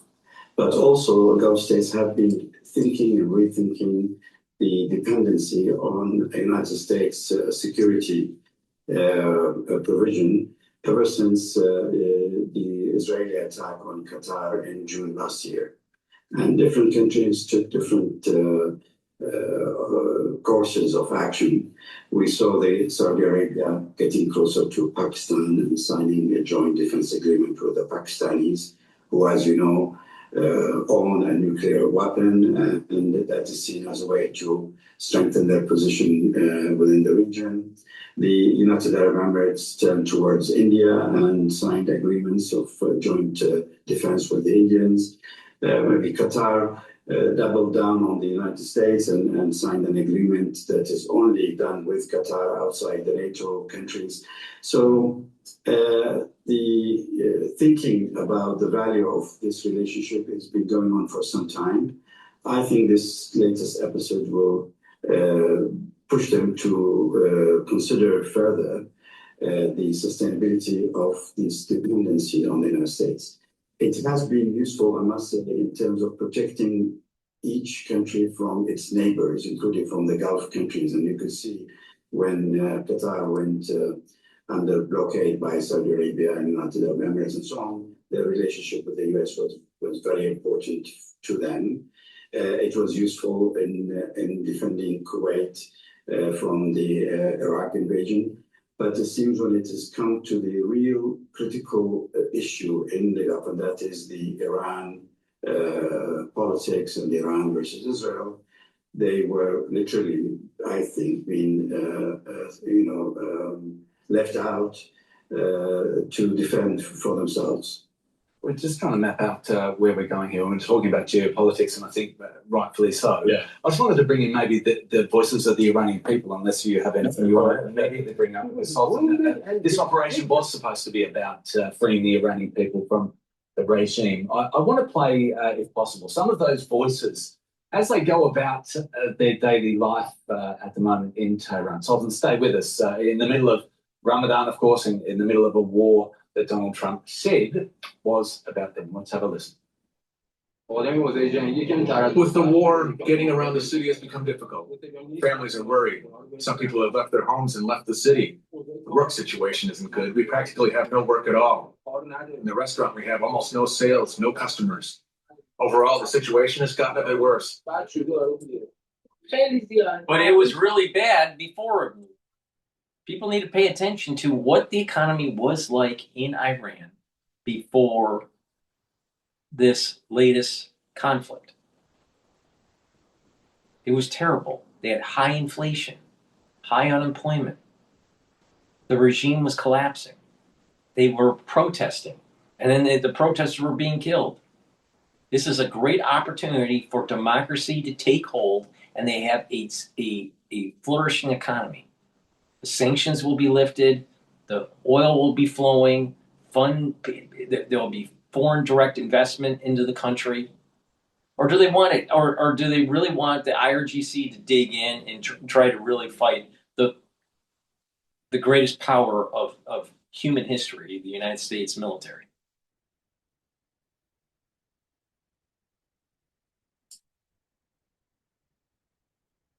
Every day we're afraid. Every day we come to work with fear. And when we say goodbye to our parents, we hug them tightly because it's possible we may not come back. We're just doing our work and they're carrying out the strikes. But if you really look at it, they're not targeting residential areas. Everywhere I went that was hit, I saw it was a military site. We don't go near those places anyway. We keep our distance from them. Adobe Acrobat Studio, your team's home base. Collaborate within a shared media space. Talk over team works. They did this design in the pretender, and I hope some finish the rest.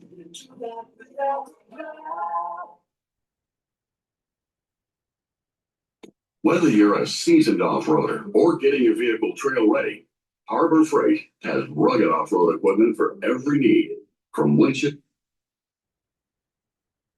Joe? Yeah, so do you have any response to some of those concerns from the Iranian people that we just heard, Sultan? Well, of course people are concerned. Of course people are concerned. You don't want people to be living in fear and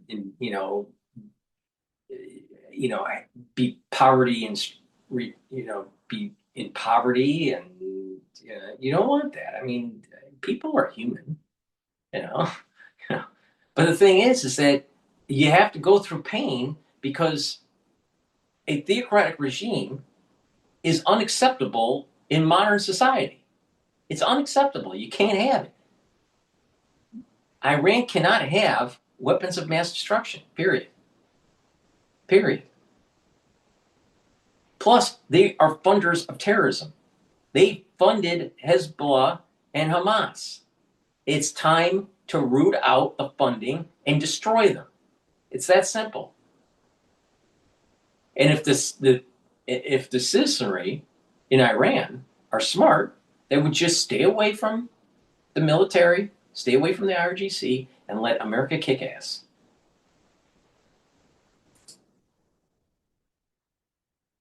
You should expect in the context of war. My only concern is that as the Americans and the Israelis run out of targets list A, i.e. clear military bases, things may go wrong, and other targets, other infrastructure, particularly we saw already oil refineries, bridges, roads, airports will be targeted, and the casualty number will go up, as will the suffering of the Iranian civilian population. Yeah, but who's at fault? Who's at fault? The IRGC. The IRGC needs to die.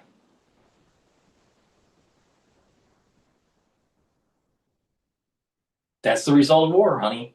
I mean, sorry. They could capitulate now, or there's going to be more destruction in the country. It's going to either surrender now or more destruction. Which one do you want?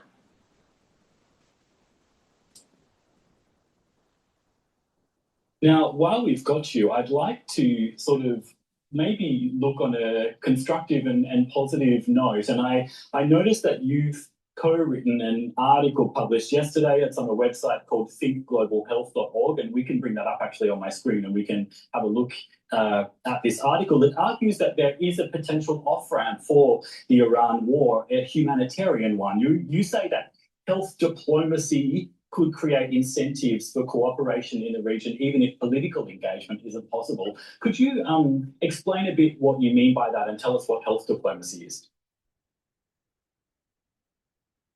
Well, there are common concerns in the region around health issues. I mean, it's always provided the base for dialogue. We all understand that diseases do not know borders, and they can cross from one country to the other. There's a lot of humanitarian will to support each other in the region, including with Iran, which has demonstrated itself many, many times before when Iran was struck by earthquakes and natural disasters. And I think that base is something that we should try and utilize, particularly between the Gulf states and Iran in the first step, but also to some extent between the American public and Iran. Within the American scene, as you know, within the administration, I think there are different views about this war. And the mainstream Republicans, who are probably represented at the moment by the Vice President Vance, I don't think they're happy with this war because they still think they have another chance to govern within the United States, and they would like to maintain their public support. While it is clear that maybe Trump and some of the hawkish people around him, they see this as his last possibility in power, and they would just like to do whatever they can do at the moment. So we are looking at the longer-term relationship between people to people, and I think the majority of the Americans are probably against this war. They don't understand exactly why Iranians are being attacked. And probably the same applies to the majority of the Iranian people because they don't understand why they've been targeted at this moment. So we're hoping that maybe through health and humanitarian actions, some common ground can be sustained to offer possibilities where for when the politics is right for people to engage at a slightly higher level. Is there a motivation, though, for adversaries to cooperate on health and humanitarian issues if they can't really agree on some of the more fundamental issues? Well, by definition, health. You want to file free? Hit.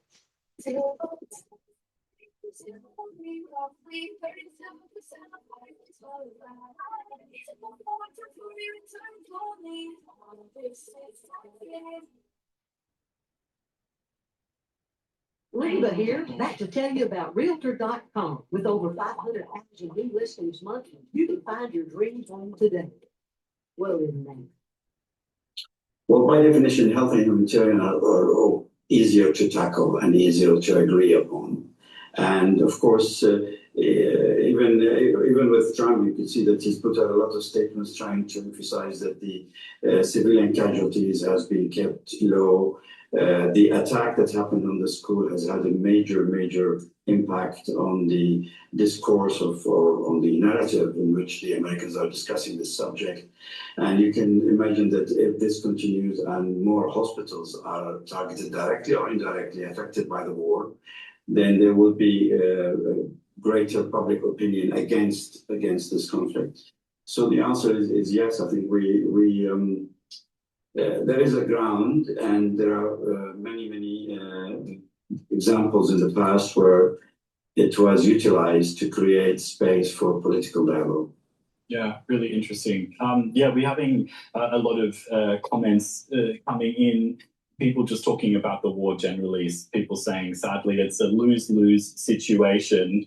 Keeping the regime's power, the Iranian regime is bad for the people, but these attacks are obviously also bad for the people. No one knows what's coming after. Yeah, do you have anything you want to ask, Anthony? No, the positivity, I think, is the thing that's bleeding off the page, and it's been great to get you to come along and bring that. If you haven't got anything more for Sultan, we might let you go, Sultan. It was really great of you to make the time under difficult circumstances today. We know you had to get on the move earlier to make yourself available after that was much appreciated any time, but particularly today. Thanks so much for joining us. Thank you. Please go to my store, the-studio-reykjavik.com. Get the Myotrol. Myotrol will help with the gene expression to build muscle and maintain muscle. It has polyphenols, flavonoids, and lignans for the gene expression to help build muscle and maintain muscle. This is really important to take if you're 40 years of age or older, male or female. Make sure you do some resistance training. If you're an athlete, younger or older, you will also benefit by taking Myotrol. Resveratrol soaks up free radicals. It helps with youthful gene expression. Gets rid of cells that are in senescence.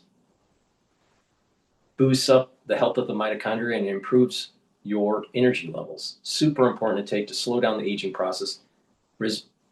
Resveratrol also stacks well with C60 and helps with the basal layer for your skin. That's the reason why you look younger when you take resveratrol. Vitamin B complex. Vitamin B complex will help to rev up your cellular metabolism, protect your neurons, and help with the health of your mitochondria and boost up your energy levels. Super important to take if you're 40 years of age or older. All right, let's listen in to Fox News. This is chaos in Tehran, national security expert says. And tonight, in another clear sign that Iran's evil regime is struggling to stay afloat, newly anointed supreme leader is nowhere to be found. Today, the Secretary of War announced that he was wounded and disfigured.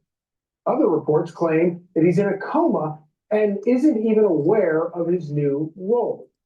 Here now with reaction, former Deputy National Security Advisor Victoria Coates. So great to have you this evening. Thank you for joining us.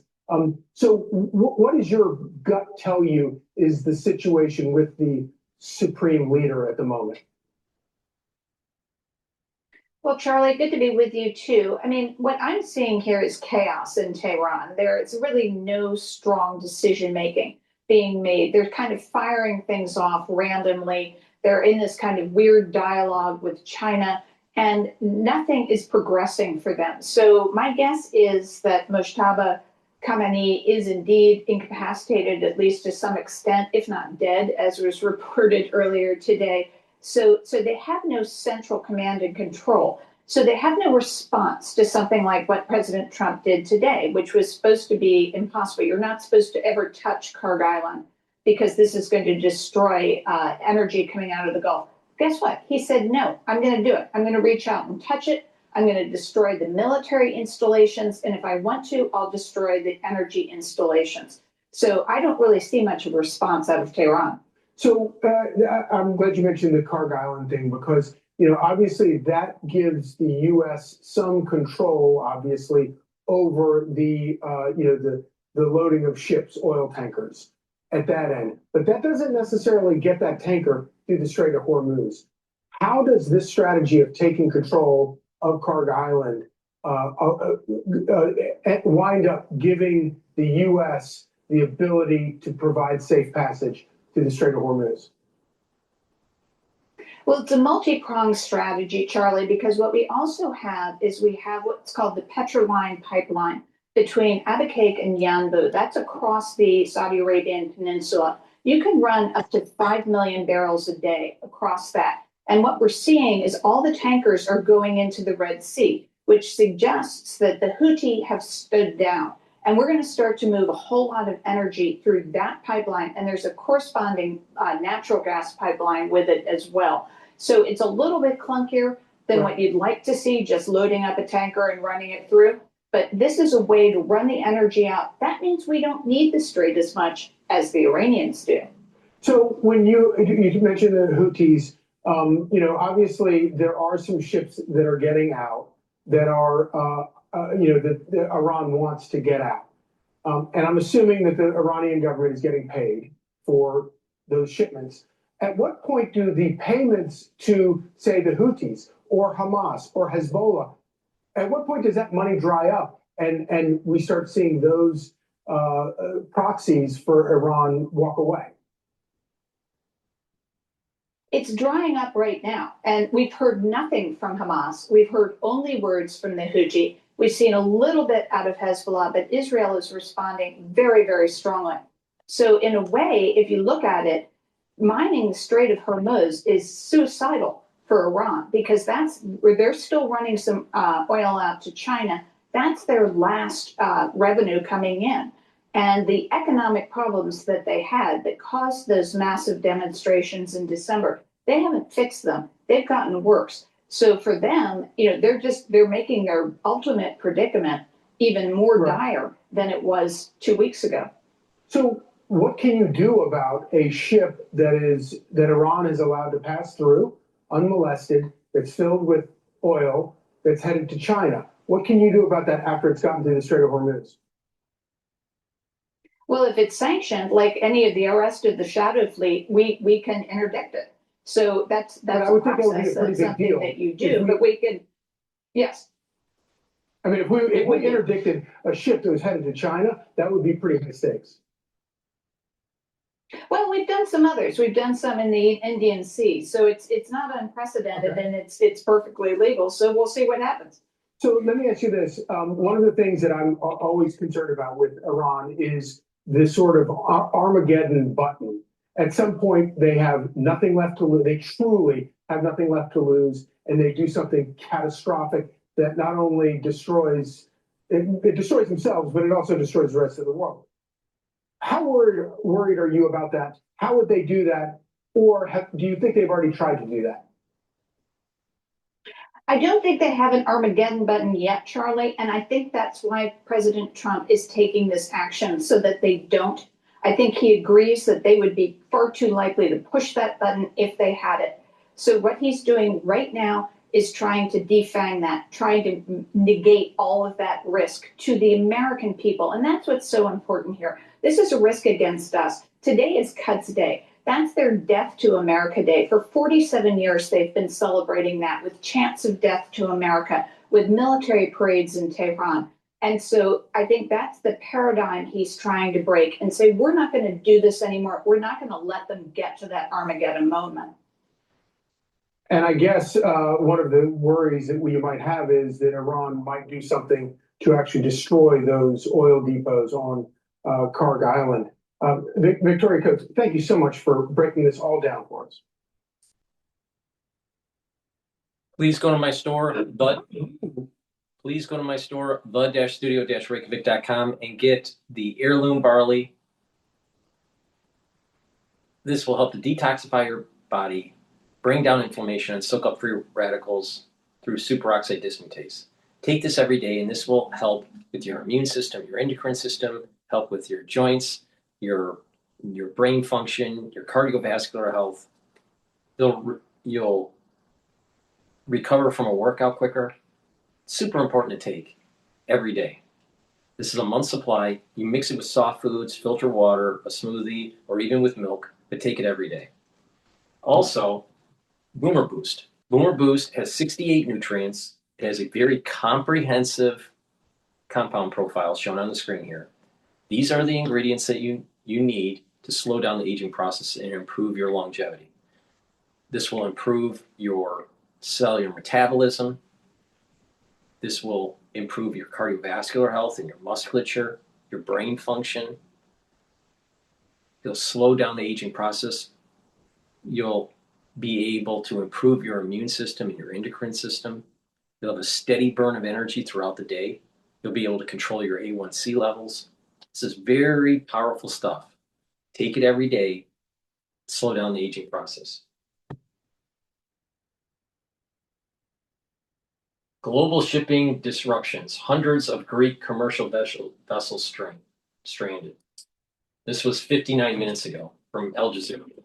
A ship ablaze in the Gulf, filmed by a Greek merchant mariner on his phone. This is the danger facing the crews of about 300 commercial ships trapped in the Gulf, because Iran won't allow the vessels to pass through the Strait of Hormuz. There are also reports the crucial waterway is mined. We spoke to a Greek officer on board a tanker that loaded crude oil in Iraq before the war broke out. It's now been forced to wait. For security reasons, we've withheld his real name and location.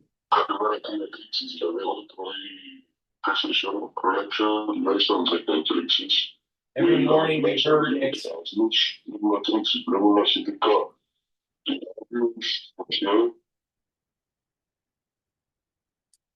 I'll read it because it's hard to hear. Every morning we heard explosions. This morning I heard at least 10. We saw at least 2 missiles. We see fighter planes, missiles, fires blazing. There are 24 of us confined to this boat.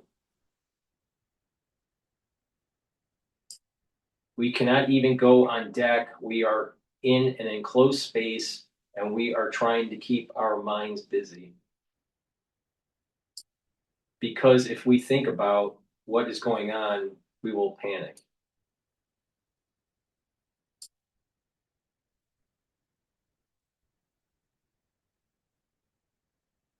For now, the crew has food and water, but if the conflict drags on, they will run out, and there are few tugboats big enough to resupply them in the open sea. The choking off of oil supplies raises the risk of economic hardship worldwide.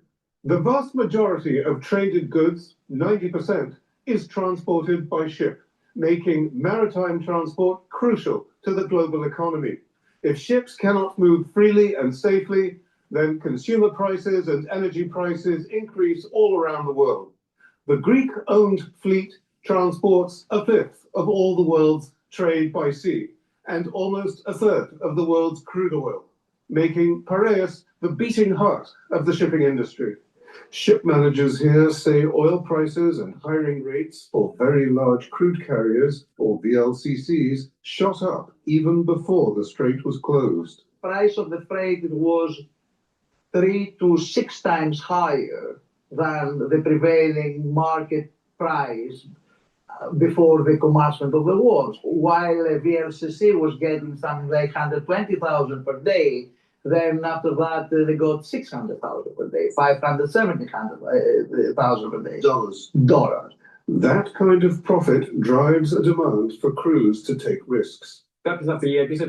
Some companies send their crews into war zones for up to 5 times the salary. Some don't agree and advise them not to. Some companies ask their crews to sign a statement. We call it a deal paper, saying they are aware of the dangers and are going in willingly. How willing they are is an open question.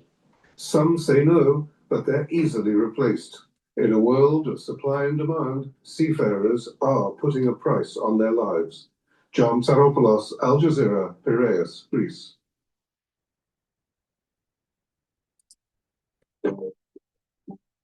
Please go to my store, the-studio-reykjavik.com, and get the C60. This is 1,000 times more potent than vitamin C as an antioxidant. Very strong. Take a teaspoon a day every day, preferably on an empty stomach in the morning, but take it every day and you're going to slow down the aging process. You can get it in a 2 ounce, a 4 ounce, or an 8 ounce configuration, you can get an extra virgin olive oil, avocado oil, and MCT coconut oil. But take it every day, really important. It has to be C60, has to be suspended in an oil for proper absorption. Now, this will help to improve the health of your mitochondria. You'll have more energy. Your tissues will perform better. Your organ systems will perform better. You'll reduce plaque formation because you're soaking up free radicals at the vascular level. You're going to help with brain function and the health of your neurons. You're going to help with your endocrine system and your immune system. So please go to my store, the-studio-reykjavik.com, get the C60, take a teaspoon a day every day. And like I said, you can stack it with a lot of the different products that I have, like Boomer Boost, resveratrol, the turmeric, the ashwagandha, the lignans, even the Max 35, Max 14 or Cleanse.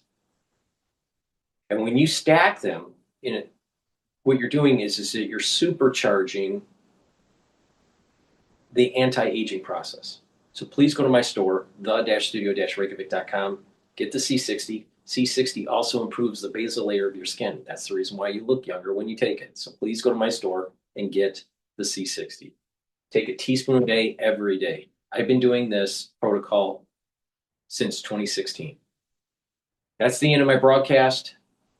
Oil markets are going to be volatile going into the trading session on Monday. So we'll continue watching, and I'll give you my perspective in real time of how to manage through the crisis. Thank you for listening and have a nice day.